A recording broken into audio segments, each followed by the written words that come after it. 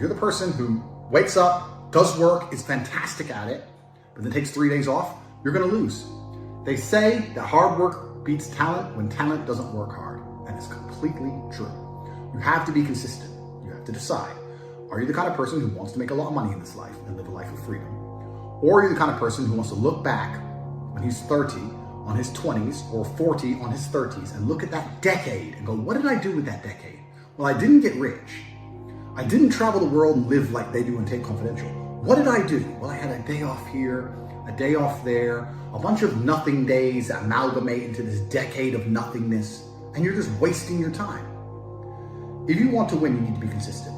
You don't need to be the smartest, not at all, but you have to be the guy who's there day after day. And I will guarantee you right now, IQ has nothing to do with how successful you'll be as a real world student. What is going to determine how successful you're going to be is, are you there every single day? Are you doing what you're supposed to do day after day? I can also apply this to sales. I knew guys who were terrible on the phone. Back in my day on sales, you used to have to call companies. I was smooth, I was the best. We had some other guys who were smooth. They'd land a deal, go buy a nice car, whatever, take a few days off, take it easy. We had people who were terrible. And when I say terrible, I mean they had a thick Indian accent, didn't speak English that well, didn't know the script that well, didn't know the answers, but they were always in the top 20% of the company because they just hammered the phone. They just were on it. They needed to feed their family in Bangladesh. They didn't give a fuck. They were just calling. That's it, day after day. When you're on lunch break, he's on the phone. You can win with hard work alone. And that's what's amazing about the universe when I say that. God will give you anything you truly want. If you truly want money and you truly try hard, you truly listen to us, you are gonna have as much money as you could possibly ever desire. But if you think you want money, but you kind of want something else, or if you're arrogant, or if you're lazy, you're gonna end up somewhere in the middle if you're lucky and talented. And if you're not talented, you're gonna end up at the bottom. So you don't wanna be a normal dude, because when you're a normal dude, you're a loser. You don't get to do amazing things. What's interesting is none of you have had a normal life. You've had a unique and individual life path. The things you've gone through, nobody else on the planet has gone through. You've lived certain experiences, the school you went to, the time you were picked on in that class, the girl who broke your heart. Every single thing you've been through is unique, like a fingerprint, a completely unique life. And somehow you've managed to stay completely non-unique. It's almost impressive how you can have a completely unique life experience and still end up average. How the fuck did you do that? Your life's different than everyone else's, and you still look and talk and sound and act like everybody else, like a dummy. That happened because you have not paid enough attention into analyzing your life. Self-analysis. Every single time something good happened to you, every single time something bad happened to you, you've not spent enough human hours sitting and thinking and trying to work out why it happened. How to make sure the good things happen more often, how to make sure the bad things happen less often. What was God trying to teach you? He was trying to teach you something. You think, oh, I just got scared. No, God sent you a lesson, but you didn't pay any attention to it. Do you understand? Everything that's happened to you has been sent from God himself to guide you on a unique path. Everything good and everything bad. And the point of the unique path is that you end up a unique person, but you are failing. If you're a full-grown man, you should feel deep shame at the fact that you can't do what I can do. Yeah, I'm Top G. I am your superior in every human metric. Any way you can possibly measure humans, I surpass you. Yes, I agree. But you should still be angry in your heart that I destroy you so easily. You should feel sad about that. My unique life path has led me to have a very unique human experience as Top G, the most respected man on the face of the planet, the most Googled person on earth. Everybody loves Top G. All the women want him, the men want to be him. That's who I am. My unique life path has resulted in me being a super unique person. And your unique life path has resulted in fucking nothing.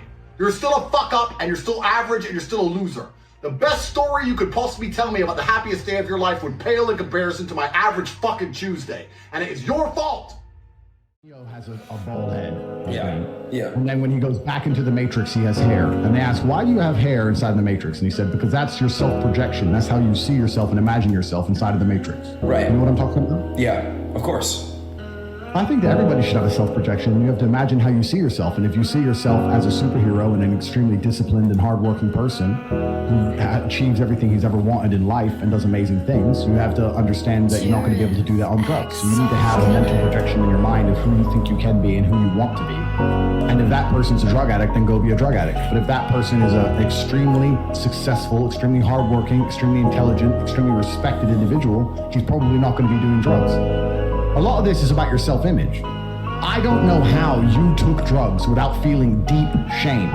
You should have drunk that cup and instantly felt terrible, not because of what the narcotic did to you, because of who you were acting like. Where's your duty? Where's your shame? Where's your self-inflicting morality? Where's your pride? You just sat there and just took the drugs and didn't give a fuck. So that's the problem with all of this shit, and it's the problem for all these addicts. If you want to wake up and say, what kind of man am I? Am I a drug addict? Well, then go be a drug addict. What kind of man am I? Am I a man who has control of his life and control of his mind? Then I'm not a drug addict. You have to make a decision. I just don't understand how you even took it in the first place. I can't fathom, with all my massive computation in my mind, as smart as I am, I can't work out why you thought that was a smart thing to do, or why it was worth doing, or why you continue to do it. I don't understand. I'm genuinely asking you in a non-patronizing way, not trying to make fun of you. I don't understand. Being happy, you're a man, you're not supposed to be happy. This whole childish, giddish obsession with happiness is for children and females. So you're not happy? It's not that I'm unhappy, and it's not that I am happy. I don't measure my level of happiness. It doesn't matter to me. But I'm asking, so it doesn't matter that you're happy. So it doesn't matter to be happy is what you're saying? Absolutely not. If I am miserable, I have duties to complete. If I am very happy, I have duties to complete. So what's the point? I have to live the exact same life regardless of how I feel. So for me, happiness is not a good indicator on how life should be lived. You shouldn't wake up and say, how happy am I today? How does that affect how I act?